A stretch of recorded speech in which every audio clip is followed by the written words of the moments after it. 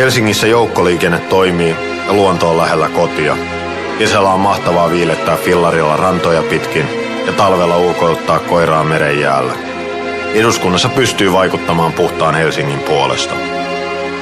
Eduskunnan pitää tulevalla vaalikaudella tukea myös Helsingin joukkoliikennettä. Samaan aikaan eduskunnalla on keskeinen rooli Itämeren suojelun ja ilmastonmuutoksen pysäyttämisen osalta. Helsingin rikkaus on kaupungin moninaisuus.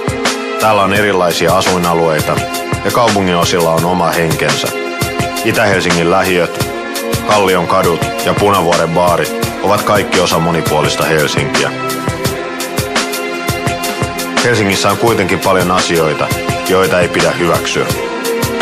Maahanmuuttajien on vaikea saada työpaikkoja, asunnottomuudesta ei ole päästy eroon ja leipäjonat ovat häpeä. Suomessa yli 650 000 ihmistä elää köyhyydessä, vaikka olemme rikkaampia kuin koskaan. Tämä köyhyys näkyy erityisesti Helsingissä. Helsingissä asumisen hinta on karannut täysin käsistä. Vuokra pitää maksaa kokonaan, vaikka palkka olisi vain osa-aikainen.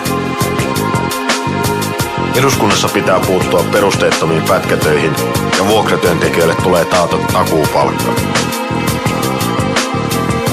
Eduskunta voi vaikuttaa siihen, että Helsinki on parempi paikka asua ja elää. Siksi kannattaa käydä äänestämässä.